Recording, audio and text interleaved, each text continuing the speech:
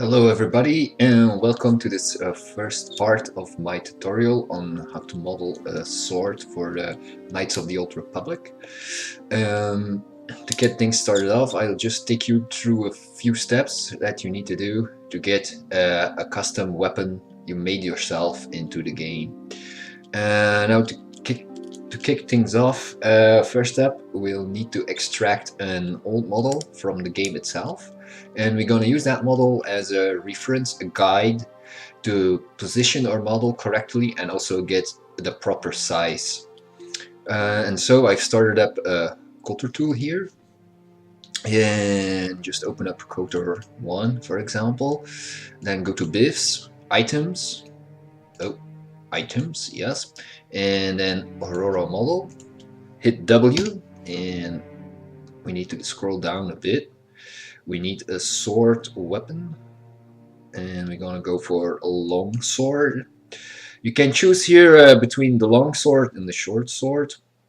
The difference is the battle animations. A short sword you can do the dual wielding, and with long sword you can only have one weapon in your hands. So I want to create a bit of a bigger heavy blade, so I'm gonna go for a long sword. I'm gonna hit the extract button here, and I have set up a folder with extracted models, weapons, and I'm gonna save up my longsword model in here like this. I already had it saved before, so I get this pop-up message. I'm just gonna hit yes. That's one part of the model. Every game model is in binary format, and it exists. It's made out of two parts. One is called the MDL file, and the other is the MDX file. Again, I'm just gonna look up longsword 001.mdx, extract, save, yes, you can resave that. Alright, that's it. We just need these two parts of our model. Then, to get the model into 3ds Max or Gmax, we need to make it an ASCII format. And to do that, we're going to use MDLOps. I'm going to start up MDLOps here, like that. I use the latest version you can find, 0.7 alpha. I'm going to set it on Kotor 1. I go to select file here, and I already have my folder properly set up, so I need to find my long sword here. Okay, click open, then hit this button, read and write, like this, et voila, our model is now in an ASCII format. Just going to show you here, tools, KotorTool, extracted models, weapons, and in this folder we'll find the original binary format model, and then the ASCII model. Now I'm gonna switch to 3ds Max, and before I import or start modeling, I'm gonna have a little peek. I made a little doodles and a few tiny sketches just to get an idea of what sort of blade I would like to go for. And I'll go for this more a bendy shaped one. It looks like a big, I don't know, executioner style sword. I just like the shape of it, and I like to do this a little bit before I start modeling in 3ds Max itself. It's just to get an idea of what I want to get in the end. It's a little bit easier than just starting out of the blue. So in 3ds Max, go to your NVN Max menu here, go to MDL loading, then I'm gonna put it on just import GM only. For the sword, this isn't really important, but anyway, I'm gonna set it just on the geometry only, and go to browse, and then I need to look up my file, but I'm lucky I already have it set on the correct folder. I'm gonna select the longsword ASCII. Make sure it's ASCII, else NVNX will crash and it will give you an error saying it cannot open a binary format. So click open here, then click import. Just wait a little second, et voila. We have our original Kotor long blade in 3ds Max now. You can see here I have only the 3D view open. Normally the classical view in 3ds Max is with 4 viewports, and I'm gonna hit Alt W, and I'm gonna switch back to the proper standard view of 3ds Max at the moment.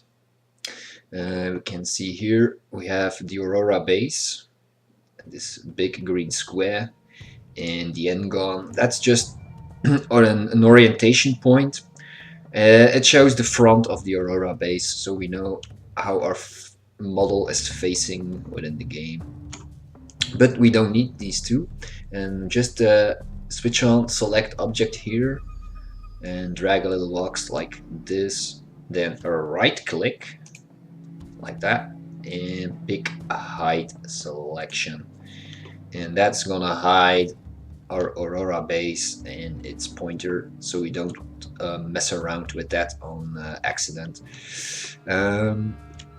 Then I just need to switch on an option here in my 3D view. It's called Edged Faces, like that, and that's gonna make it easier to edit our own model. I'm gonna hide the grid in the other viewports here, so I just click into any of the viewports, just left click, hit the G key, and that's gonna hide the grid. Sometimes it's easier to have the grid on, other times it's easier off. Next up, we're going to start modeling, and I go to the tab here on the right, create, and just geometry, and keep it on the first option here. We're gonna go for a box, and then you can pick any of the viewports. I'm gonna pick the 3D viewport. I'm gonna switch it to a bigger view so it's easier to follow. I'm just gonna click and drag, and then you'll see that automatically you can decide how high you want the box to be. Here to the right we have all the parameters, all the options of our box we can change. For height, I'm gonna go for about 90 centimeters, and then the length, oh, it's a very fat box, it doesn't need to be, a little bit less, about 10, and then switch this one to about 1. It's okay.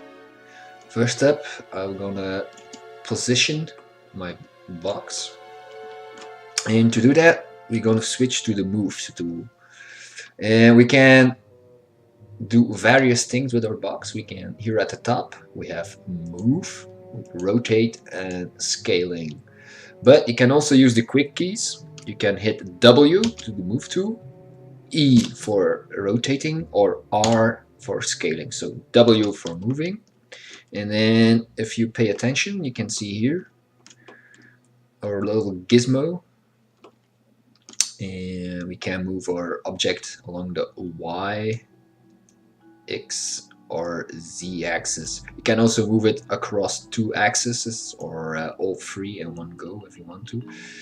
Depends on how you position your mouse. First up, I want to move it closer and closer like this, but that's a little bit noisome and annoying. What we also can do is adjust the coordinates, and we can find the coordinates of any object we select here at the bottom of our screen. So we have X, I'm going to put it on 0, 0, oh, X is being tricky, 0, and we can see from our view here our box isn't at the right spot just yet for the Z axis, and I'm just gonna drag it up to about here. I'm gonna put that just to 9, and I feel pretty happy about that. And you can see here we lost our to find back the parameters, or to modify our box, we have this tab called modify, and then you get back all the options from your box. I'm just gonna make it a little bit less broad, like that. 5.5 will do for me. I'll just change another little option, and this is the length. Nope, not length. You silly man. Not width either. The height segment. That is what I need. I'm gonna add in a few extra edges here along my box, about 6, and then to further modify our box, we can right click on it, or just right click in the scene, go to the bottom here, convert to edible poly. Right, and now we get a whole bunch of extra options to modify and edit our box to change our model. First step, what I want to do, as you remember, I have this like a slight curve in my blade, and I want to get a curve. I could go and select, go to polygon here, and then select a face and start dragging and trying to get a curve into my blade, but that's a little sluggish to do, and I'm gonna use a modifier. So here at the top you have a drop-down list, and then you have a whole list of various modifiers we can use on our edible poly. What I want to use is called a band, and again we get all the parameters we can change. We can change the angle. I'm gonna set it to I think I'm gonna put it to 90 degrees. Ooh, and immediately you see the effect it does. Or you can change the x-axis. Ooh, no, that's not what we want. We just need to play around a bit. I'm gonna put that to about 15, and the direction to 90. Again, just play around and with the parameters, and you will see what it does with the box. But like I said, I need 90, and with 15 degrees I already get a slight bend, but I don't want to have the band starting here from the bottom, so we need to apply a limit effect and then upper limit, and as you can see now I can manipulate where the bending starts. We just need to play around a bit with it. No, that needs to be 0, I think, and then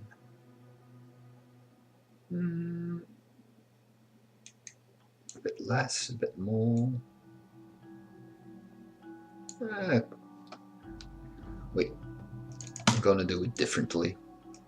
So I'm gonna switch this off, and we have this little, we can open this up, and we can click on the gizmo here, and then in the 3D view we can just like this, and I like that a little bit more, so I'm happy with that. So you can see here we have a little drop down list again, where we can pick out the gizmo and we can drag that up, and again this has a different effect on how our box is going to bend. We can even use the rotating tool on it, or the move tool, but I just moved it slightly up. Okay, so I'm happy with this starting point, but as you can see, if I go back down here in the stack, they call this a stack, it works a bit like the layers in GIMP or Photoshop. So we have a layer on top, which is called the band modifier, and it alters my box. Again, I'm gonna just right click, convert to edible poly, and like that the band is fixed into the box. It also means I cannot go back to adjust my banding modifier. If I want to go back, it's just like in every program, Ctrl Z, we can go back. But the more you stack on top, the heavier your file gets for your PC. So to save on memory and CPU power, I'm gonna convert it to edible poly. A little bit silly on these low poly models, of course, but anyway, it's best to keep it tidy. And now I'm going here to select vertex, and then we can in the 3D view, select any vertex of the model we have, and then start manipulating it, moving up, down, rotate it. What I want to do with these, I want to make the tip of my blade really sharp and pointy, and I'm going to use this button here, target weld. And what this does, select one vertex and then click onto another one, and presto, this will weld one vertex to another. Like this, I already have a nice start. Again, I'm gonna have a peek at my little sketch here, and you can see I have added an extra curve along this line. To create that, I'm gonna go to select by edge here, click one. I'm gonna select just one edge, and I'm gonna use this button, ring, and this will go up and around your model and select all the other edges along the same route. And like that, we go to this button here, just click on the little button next to it. You can just click on connect, but this will only create one extra edge, and I want a bit more. I need more to adjust my model, so I'm gonna click here and add 3 more extra edges on my box. And you can also change the spacing between these extra edges, and you can move them up and down. Again, just play with these little options here, and I'm gonna click on the V here, it's okay, and then I need just one edge. Okay, so I'm a little bit annoyed with the old model here. I'm gonna select it and then hide selection. Okay, I just needed it for a little guide to know how long I need to make my blade. So now I'm gonna move this one a bit to the front, tap, and again, a ring connects. I want, no, not 3, just 1. It's okay. And I'm gonna move this one slightly back because I had this a little notch. No, I closed my. Okay. As you can see, I'm just doing this a bit freestyling without any proper guides. Like that, okay. Looks shoddy. Control Z, we go back. Okay, maybe, yeah, that's better. Okay. All right. Still, our blade looks a bit fat now, and we need an extra edge again. But this time, I'm gonna select here at the tip, or just along this line here, one of these edges. Click a ring again, and again this will go up and around your model and select all the edges on the same facing. Then hit connect again. I only need one. Okay, and then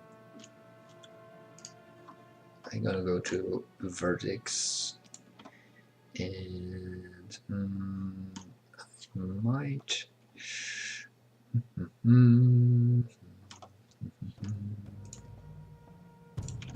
Just gonna make this pointy,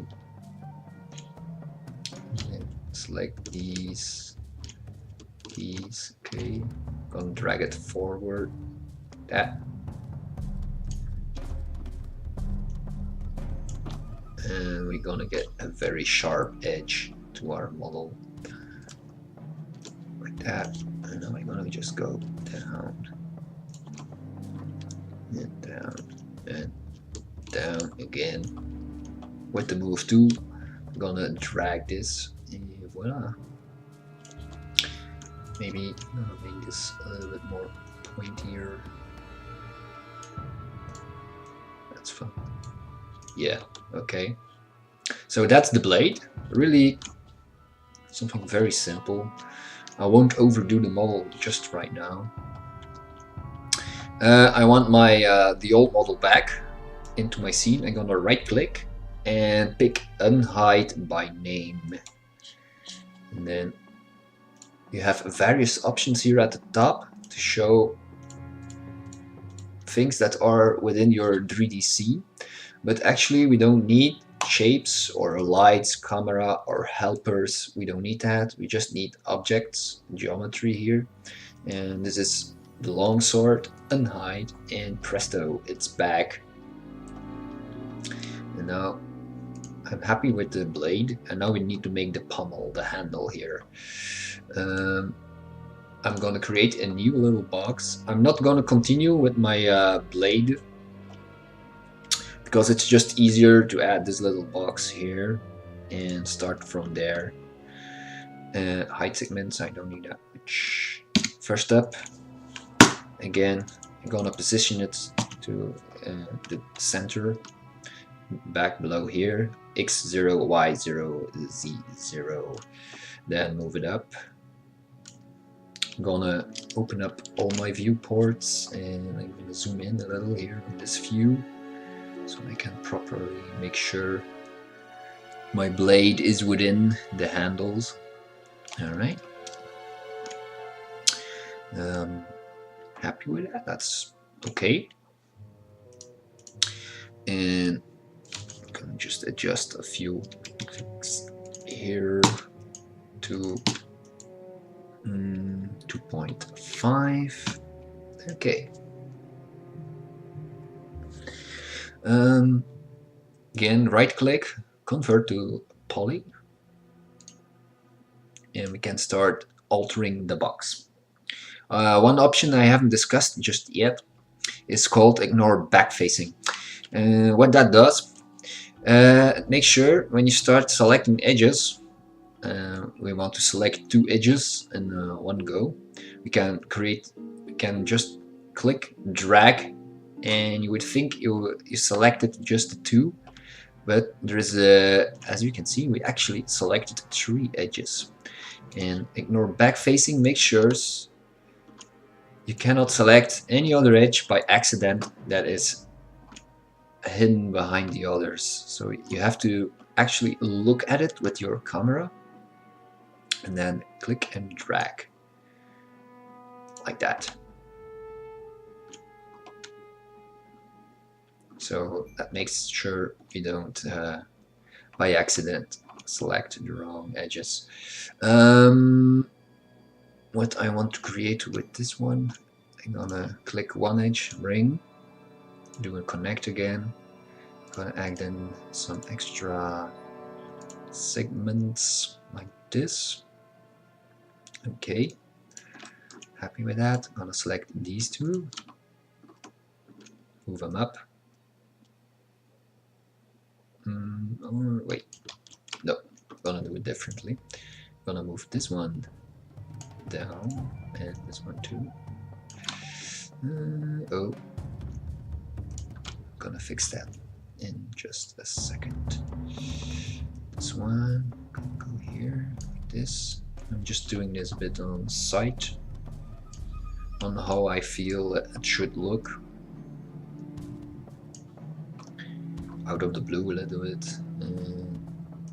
I'm gonna go to select polygon. I'm gonna select these 3 polygons, move them up like that. Okay, and then this should go up. That okay. Looks fine. Then let's move on. Okay, so I think this is a very hard corner here, and this should go a little bit narrower like that. Then I'm gonna go, and this time I'm gonna use just to excuse me, get a little lost here. So select this edge, a loop, and then we're gonna use the chamfer, and chamfer will split up our selected edges into 2 edges, or even you can decide how many.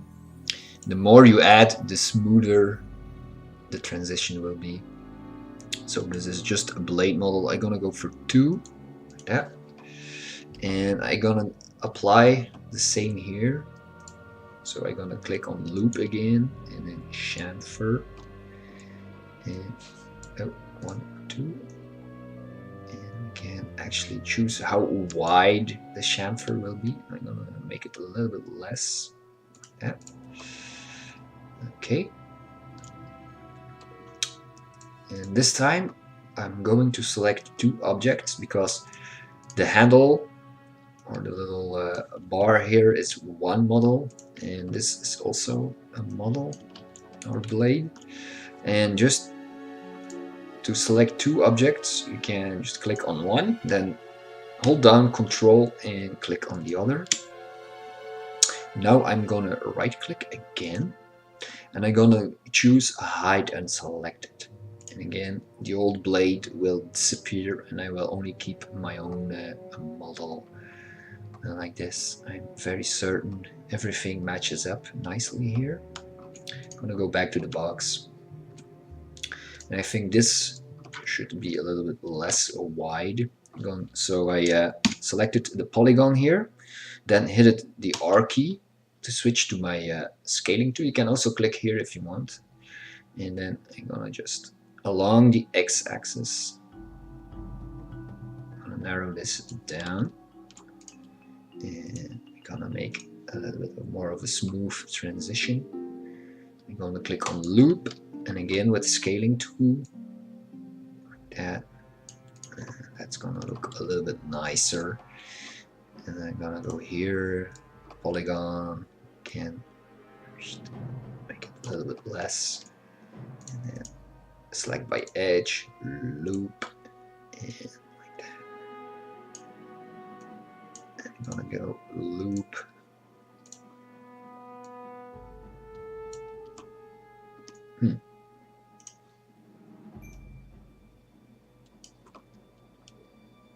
All right. That looks good enough to me. And maybe I'm gonna move this edge. Okay, I'm gonna loop, and then just move tool, and there are some extra options you can do to move around your edges, and you can find it here in constraints. And this time I'm just gonna pick edge, and I'm gonna move it forward. That, and like this I can, without altering my shape too much, I can move along these edges. Yes. Okay. I feel that gives me a better shape of what I want. Okay. Happy with that. I'm gonna unhide again, just a long sword, because now we need a real handle for our character to grab onto our sword. And for that, we're gonna create geometry and a cylinder. I'm just gonna click and drag here, and like this. Now this cylinder has way too many sides. It doesn't need to be that large a number. I'm gonna go to about 8. Good enough. I don't need that many height segments just right now. I'm gonna position it back to the center. So on with the move tool, and then here below 0, 0. Okay. I'm gonna zoom in. I'm just using the mouse wheel here to zoom in on this view. You can also use this, the zoom tool, and then you just click, left click and drag to zoom in. That, and drag it down to go here. A little bit higher, but my cylinder is just a little bit too short this time. So we need to add in some extra height. I'm just gonna click a few times. Okay, so I'm just gonna go for 30. And the radius, of course, it's way too fat, and it needs to be less. And 1 is often a proper good size. Okay. All right. I'm just gonna hide and back some height segments. About 5 is okay for me. And first up, I will just hide the unselected so I can just see my handle here. So it's just a very irregular looking cylinder. I'm gonna apply a new modifier. I won't change it to poly just yet. I will do that next. And I'll be using the taper. And so we'll find this a little bit more down in the list, taper. And again, I'm just gonna,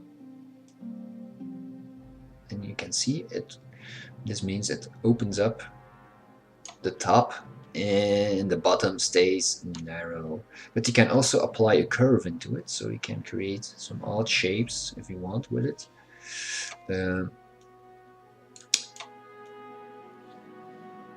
Yeah, we can change various options on it, so you can do different kind of things with different objects, a box or a cylinder or any other sort of shape you have.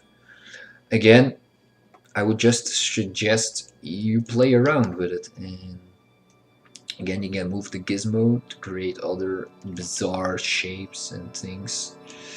The best way to learn this stuff is just to mess around with it. Oops, that's not good. So just to be safe, I'm gonna delete the modifier, and to do that, just select it and hit the delete key, or just right click, delete. So with that, a little bit, not too much. I'm not gonna add in a curve. I'm happy with how it looks just right now. I'm gonna convert it to poly. I'm gonna unhide by name. I'm gonna unhide box 1 and 2. Oh, and I just made it a slightly too big at the top. So we need to go back a little bit. I'm gonna do unhide by name again, and I just need to mess around in the options a little bit more. So I'm gonna scale that down. Smaller number, no. 4, no. Still too big.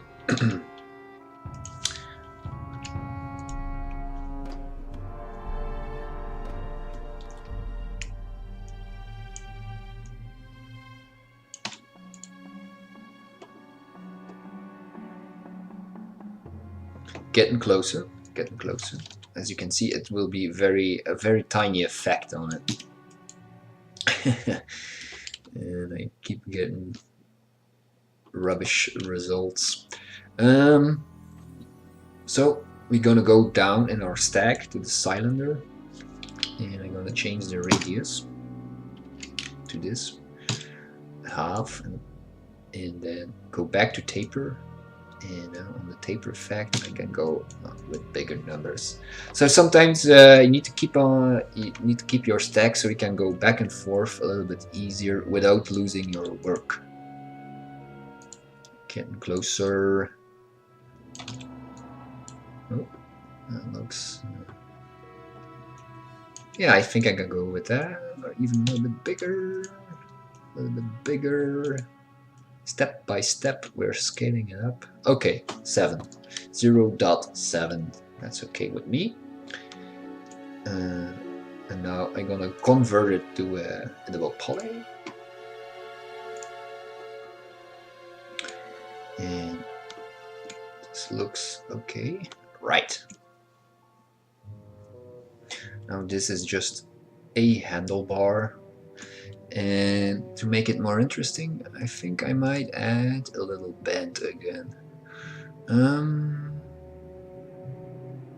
Let's see if we can use another interesting modifier. Let's try wave. Totally at the bottom of the modifiers. Let's go with wave and see what we can accomplish with it. Oh, so that just changes. Oh, that doesn't do much. Doesn't do the effect I expected. Oh no, no, no, no, no. Okay, no wave, no wave. Okay, just the classic bend. Direction 90, angle like this at the start. Yeah, then another bend. 90 again. Oh, but I need to change this. Wait. So I am messing around with the options here to get the desired effect. You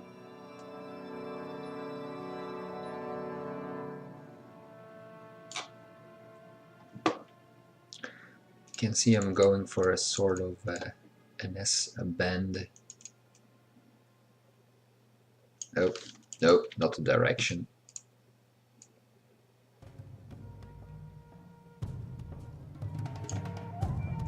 I might have to go back to this one. Yeah. Now we're getting the shape I want. Okay. As you can see, so I've gone back to my stack and I'm now happy. I'm gonna collapse it, and I'm gonna collapse it to just convertible poly again. And to make the bend a little bit more smooth, I'm gonna select these edges here, then click ring. Wrong. Not ring, loop. Like that. Chamfer. Et voila. Let's have a look in our other views for a second here, because I will need to reposition my handle a little bit better again. Okay, move it down a little, like that. So this time it won't be spot on in the center, because with all the curves I've added. Okay, there is just one more little detail I want to add in, so I'm gonna click on edge again here, select by edge, click on this edge, and then I'm gonna hit the Z button, and this will instantly zoom in the camera on any part of your model you selected. If I select this little edge here, I'm gonna hit the Z key again, and voila, presto, you have a very close look on what you have selected. And I'm gonna click on a ring, connect, and yeah, I'm gonna need to move it. Oh no, wrong option. I need this one. Where is it? Nuts. Like that. And then this. Ignore back facing. Just play it safe. This. I'm gonna select all these edges, and then I'm gonna use the extrude. Oh.